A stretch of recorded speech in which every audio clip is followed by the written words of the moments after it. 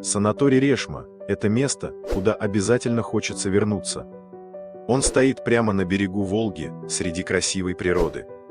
Здесь вы найдете все для комфортного отдыха: бассейн, тренажерный зал, уютные номера, библиотеку и даже чайный домик.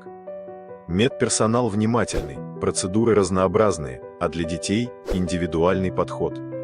Можно прогуляться по лыжне, пожарить шашлыки или просто расслабиться в тишине.